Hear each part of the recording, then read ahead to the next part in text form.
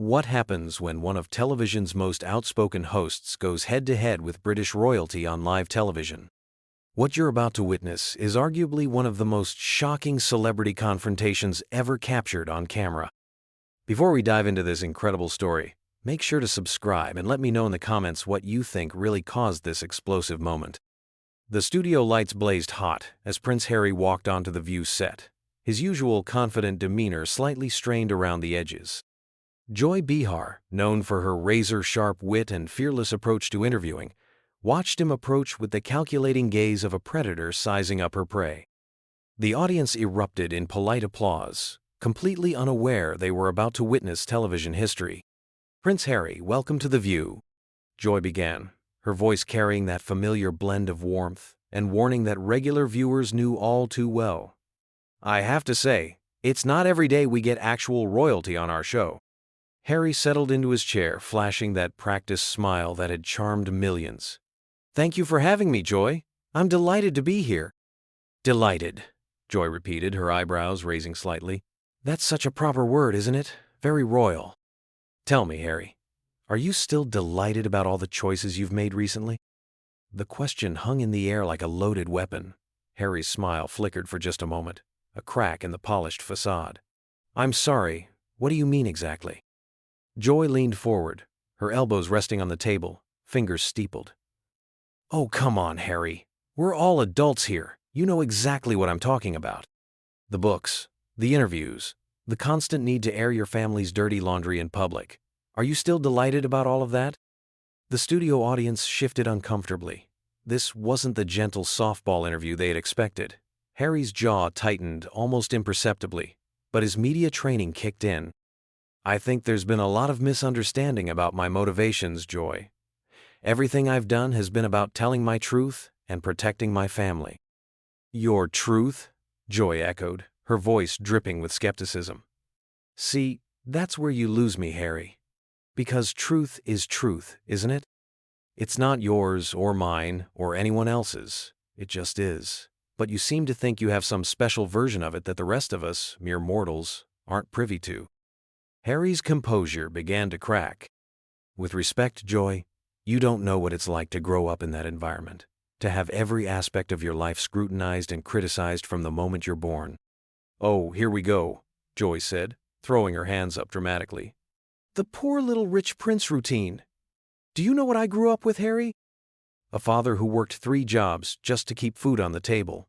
A mother who cleaned other people's houses so I could have school clothes. You grew up in palaces with servants catering to your every whim, and you want me to feel sorry for you because people took your picture?" The audience was dead silent now, sensing the shift in energy. Harry's face was flushing red, his carefully maintained composure beginning to unravel. "You're being incredibly unfair, Joy. You're reducing my entire experience to what it actually is," Joy interrupted, her voice rising. "Listen, kid. I've been doing this for longer than you've been alive. I've interviewed dictators, war criminals, and politicians, and let me tell you something. They all have one thing in common with you. They all think their sob story justifies their actions." Harry's voice cracked slightly as he responded, "That's not fair. You don't understand the pressure, the expectations, the way they treated my wife." "Oh, now we're getting to the real issue," Joy said, leaning back with a satisfied smirk. "This isn't about you at all, is it, Harry? This is about her. This is about the fact that your wife couldn't handle being second fiddle to Catherine, couldn't handle not being the star of the show." The words hit Harry like a physical blow. His face went white, then red again, his hands trembling slightly as they gripped the armrests of his chair. "Don't you dare bring my wife into this. Don't you dare talk about her like that." Joy's eyes lit up, sensing blood in the water. "Why not, Harry? You brought her into everything else. You put her front and center in every interview, every book, every public appearance. You made her the star of your little victim narrative. So, let's talk about her. Let's talk about how she couldn't cut it as a working royal because she couldn't handle not being the center of attention every single second." Harry's hands were visibly shaking now, his knuckles white as he gripped the chair. "You're twisting everything. You're making it sound like we're selfish when all we wanted was to serve in our own way, to make a difference without all the constraints and restrictions." Joy let out a short, bitter laugh. Serve in your own way? Harry, service isn't about doing what you want when you want to do it. Service is about doing what's needed, even when it's difficult, even when it's not fun, even when it doesn't make you feel good about yourself. Your grandmother understood that. She spent 70 years doing her duty, whether she felt like it or not. But at what cost? Harry shot back, his voice cracking with emotion. At what cost, Joy? She barely saw her own children grow up. She missed birthdays, holidays, important moments, because duty always came first. Is that really the life you think anyone should have to live? Yes, Joy replied without hesitation, her voice sharp as a blade. Yes, I do, because that's what leadership looks like, Harry. That's what sacrifice looks like. You think she didn't make those choices willingly? You think she didn't understand what she was giving up? She did it because she understood something you clearly don't, that some things are bigger than our personal happiness. Harry's face was flushed now, a mixture of anger and hurt. So you think I should have just stayed quiet while my wife was being torn apart by the press? You think I should have just watched while she struggled with her mental health, while she was being isolated and ignored? I think you should have handled it like an adult instead of like a petulant teenager. Joy fired back. You think you're the first royal to face media scrutiny? You think your father didn't deal with brutal headlines? You think your stepmother didn't face absolutely vicious coverage when she was dating your father? But they didn't run away, Harry. They didn't throw temper tantrums and burn down everything around them. This is different, Harry insisted, his voice growing more desperate. The attacks on my wife were different. They were racial. They were personal. They were designed to destroy her. Joy leaned forward, her eyes blazing with intensity. Harry, I've been in the media for decades. I know the difference between legitimate criticism and unfair attacks. And yes, some of what your wife faced was unfair. But instead of rising above it, instead of proving the critics wrong through grace and dignity, what did you do? You gave them exactly what they wanted. You gave them drama, you gave them conflict, you gave them a story. We gave them the truth, Harry said weakly, but his conviction was clearly wavering. Whose truth, Harry? Joy pressed, sensing his weakness. Your truth? Her truth? Because I'll tell you what truth looks like to the rest of us. Truth looks like a couple who had everything handed to them on a silver platter and decided it wasn't enough. Truth looks like two people who couldn't handle being part of something bigger than themselves. Harry's composure was cracking more visibly now, his breathing becoming irregular. That's not fair. You're making us sound like monsters when we're just people trying to protect our family. From what exactly? Joy demanded, her voice rising. From a life of privilege? From a platform to make a real difference in the world? From the love and respect of millions of people? What exactly were you protecting them from, Harry? From the same thing that killed my mother, Harry whispered, and the studio fell completely silent. Joy paused for a moment, her expression softening just slightly before hardening again. Harry, your mother died in a car accident. She died because she wasn't wearing a seatbelt and her driver was drunk.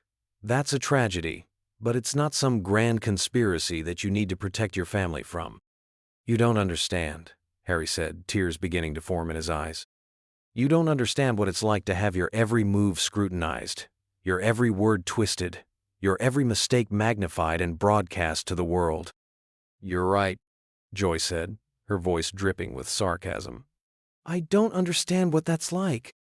Because when I make mistakes, when I have bad days, when I struggle with personal issues, the whole world doesn't care.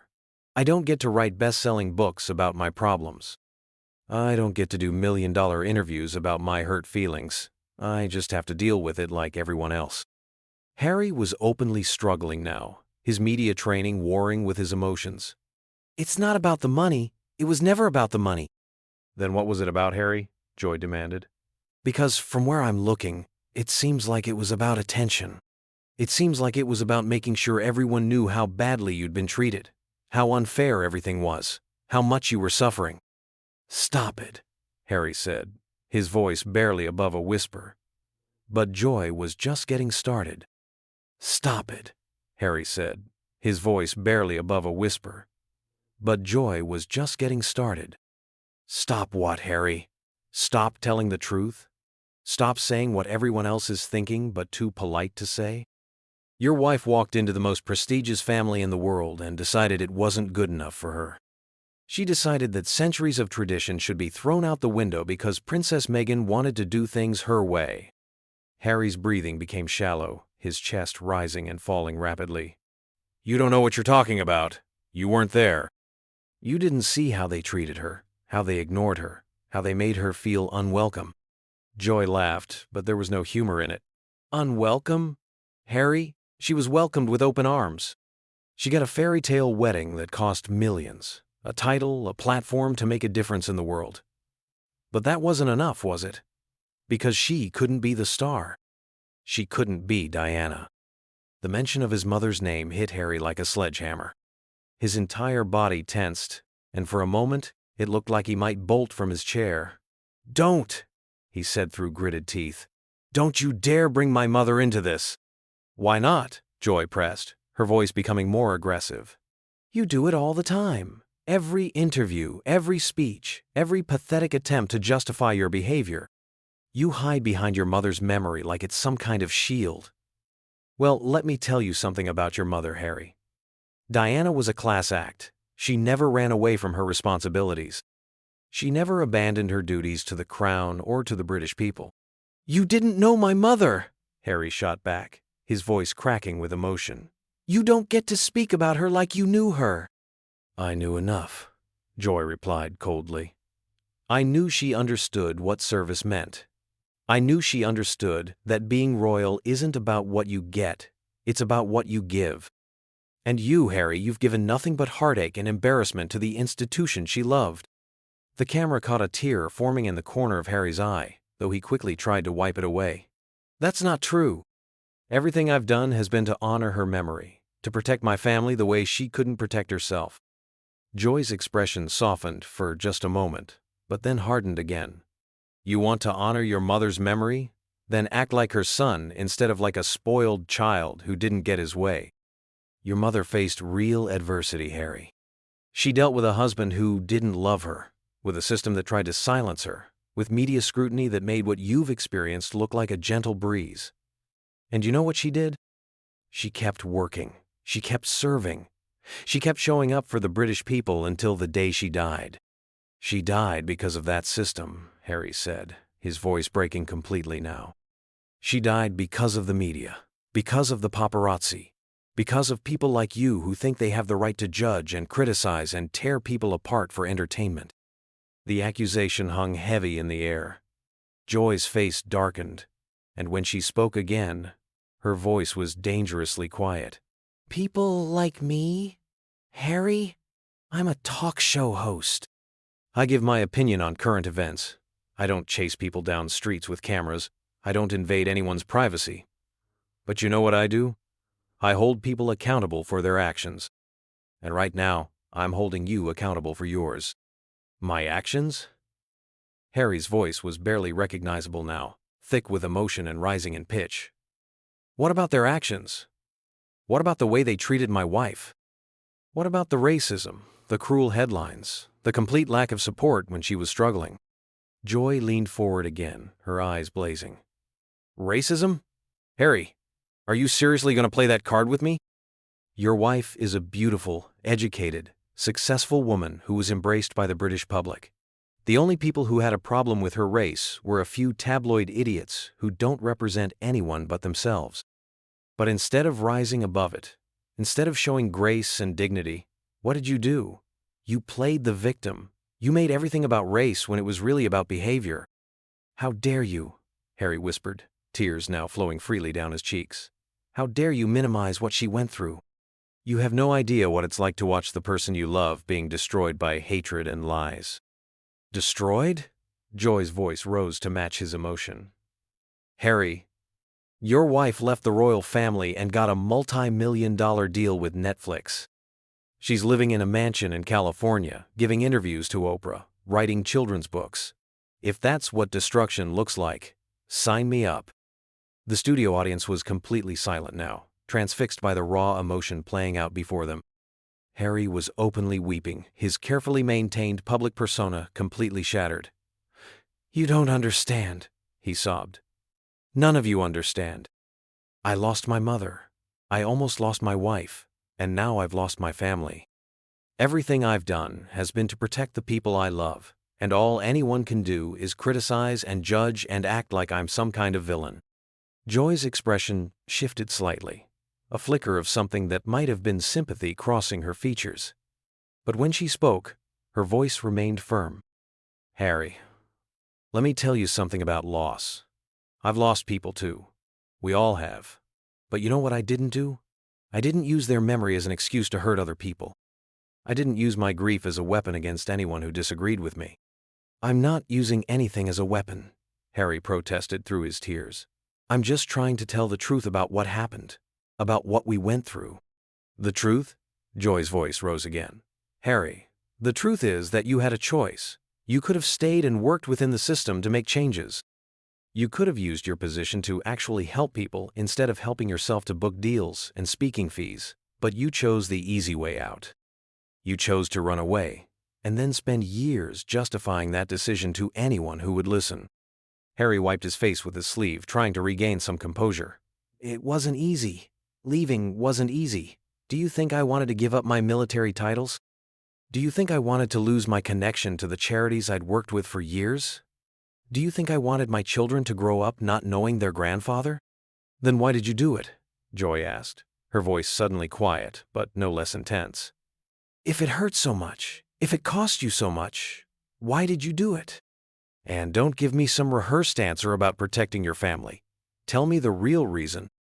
Harry stared at her for a long moment, his tears still flowing but his expression changing. For the first time in the interview, he looked uncertain, vulnerable in a way that seemed genuine rather than performed. "I don't know," he whispered. "I honestly don't know anymore." Joy leaned back, studying his face. "You don't know? Harry, you've given dozens of interviews, written a whole book, done documentaries, and you're telling me you don't know why you made the most important decision of your life?" "I thought I knew," Harry said, his voice breaking again. "I thought it was about protecting my family, about breaking cycles, about standing up for what was right. But sitting here now listening to you, I'm starting to wonder if maybe I was just angry. Maybe I was just hurt and I wanted everyone else to hurt too." The admission hung in the air like a confession. Joy's eyes widened slightly, clearly not expecting such raw honesty. "Now we're getting somewhere," she said softly. "Now we're getting to something real instead of all this polished victim narrative you've been peddling." Harry looked up at her, his face streaked with tears, his eyes red and swollen. "What am I supposed to do with that? How am I supposed to live with the possibility that I destroyed my family's relationships for nothing more than spite?" "You start by admitting it," Joy said, her voice gentler now but still firm. "You start by acknowledging that maybe, just maybe, you were wrong. Not about everything, maybe some of your complaints were legitimate. But wrong about the way you handled it. Wrong about the way you chose to deal with your pain."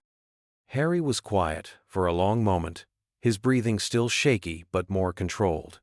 "My brother," he said suddenly. "William, we used to be so close. We used to be able to talk about anything, and now he won't even return my calls." "Can you blame him?" Joy asked. "Harry, you've spent years publicly criticizing him, questioning his character, making him look like a villain in your story. If someone did that to me, if someone I loved and trusted betrayed me that publicly, I don't know if I could forgive them either." The words hit Harry like a physical blow, and he doubled over slightly, his sobs becoming more intense. "I never meant to hurt him. I never meant to hurt any of them. I just wanted them to understand, to see things from my perspective." "But you never tried to see things from their perspective, did you?" Joy pressed. "You never considered that maybe they were doing the best they could in an impossible situation. You never considered that maybe they were trying to protect the institution not out of coldness, but out of love for something bigger than themselves." Harry looked up at her, his face a mask of pain and confusion. "How do I fix this? How do I make it right? How do I undo years of damage?" Joy was quiet for a moment, her expression thoughtful. "I don't know if you can, Harry. Some things, once they're broken, can't be put back together the same way. But maybe that's not the point. Maybe the point is learning to live with the consequences of our choices and trying to do better going forward. But my family, Harry whispered. My children will grow up not knowing their cousins, not having a relationship with their grandfather. How is that better? How is any of this better? Harry, you didn't lose your family. You chose to leave them. There's a difference. Harry, you didn't lose your family. You chose to leave them. There's a difference. The words hit Harry like a physical blow, and for a moment he was completely speechless, his mouth opening and closing as he struggled to find words through his tears. I didn't choose this, he finally managed to say, his voice barely audible. They forced me out. They made it impossible for us to stay. Joy shook her head, her expression a mixture of frustration and something that almost looked like pity. Nobody forced you to do anything, Harry. You had choices at every turn, and you consistently chose the path that would hurt your family the most. You chose to air your grievances in public instead of handling them privately. You chose to write a tell-all book instead of keeping family matters where they belong. You chose to turn your personal pain into a public spectacle. They wouldn't listen, Harry cried, his composure completely gone now. I tried to talk to them. I tried to make them understand. But they didn't care about what we were going through. They only cared about protecting the institution. And what's wrong with that? Joy shot back, her voice rising again. Harry, that institution has survived for over 1,000 years. It's bigger than you, bigger than your feelings, bigger than your wife's hurt feelings. Your grandmother dedicated her entire life to that institution. Your father has waited his whole life to serve it. And you think it should all change because you're unhappy?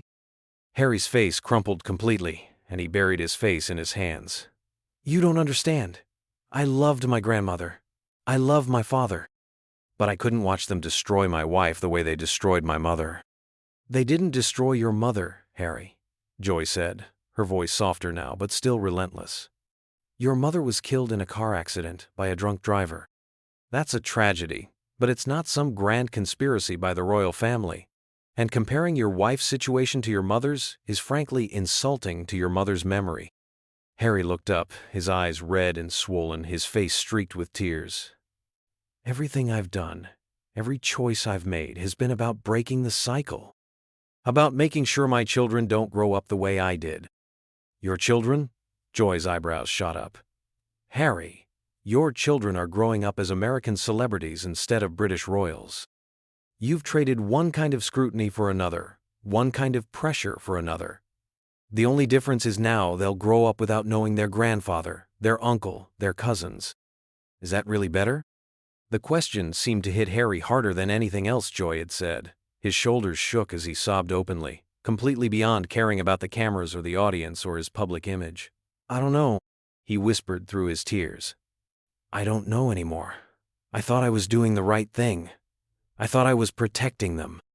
Joy leaned back in her chair, watching him with an expression that was hard to read. Harry, you keep talking about protection, but what you've really done is isolation. You've isolated your children from their family, isolated yourself from your heritage, isolated your wife from a system that, yes, has its flaws, but also has the power to do incredible good in the world. But the racism, Harry said weakly, grasping for justification. The way they treated her because of her background. Harry, Joy said, her voice becoming more gentle but no less firm. I'm not going to pretend that there weren't some ugly comments from some ugly people. But you know what? That's not unique to the royal family.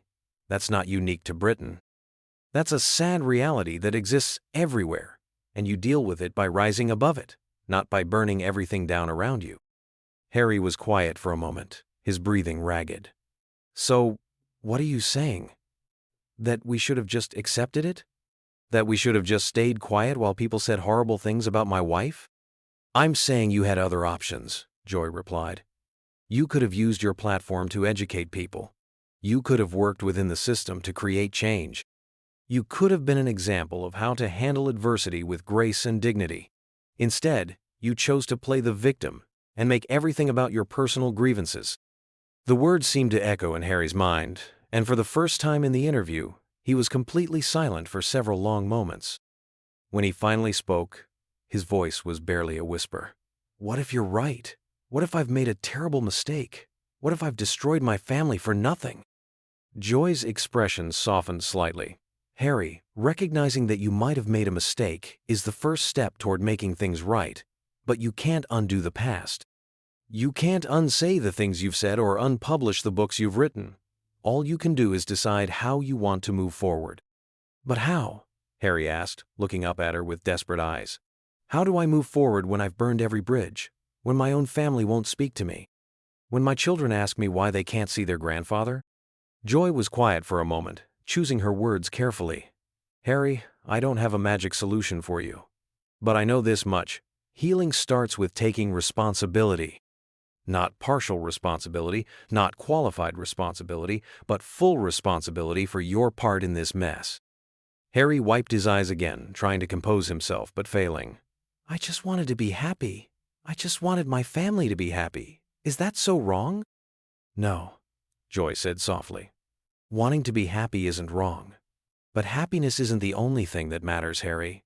Duty matters. Loyalty matters. Keeping your word matters.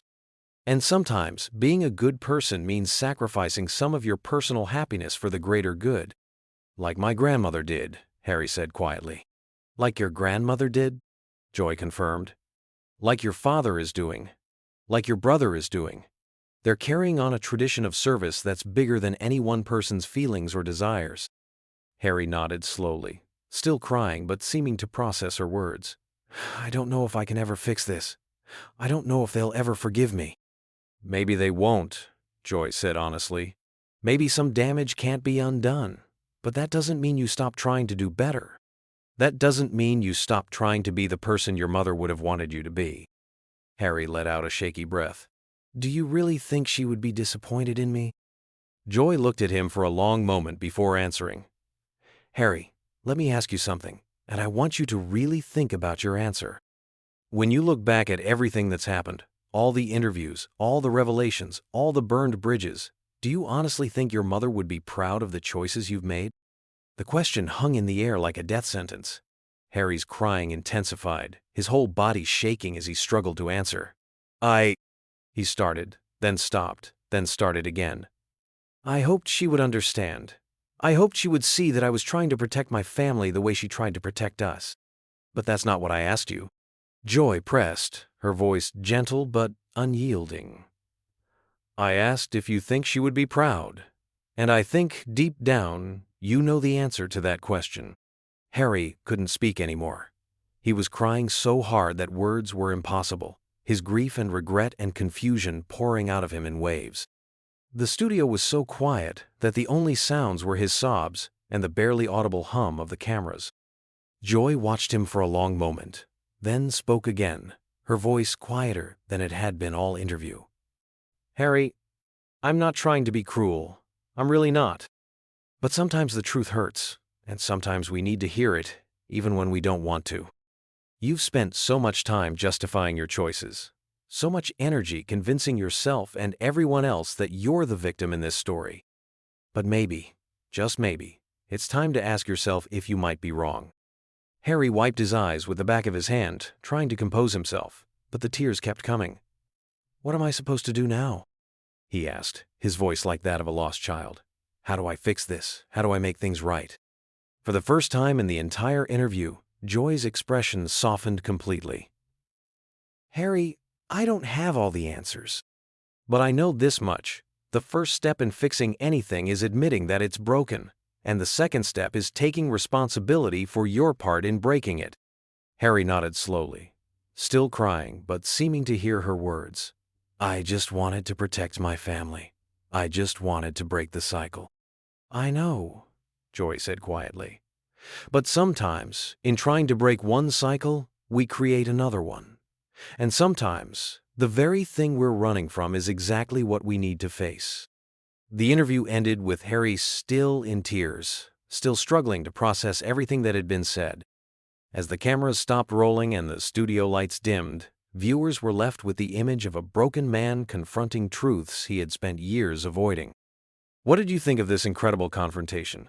Was Joy too harsh, or did Harry need to hear these hard truths? Subscribe for more shocking celebrity moments, and let me know in the comments. Do you think Harry will ever be able to repair his relationship with the royal family after everything that's happened?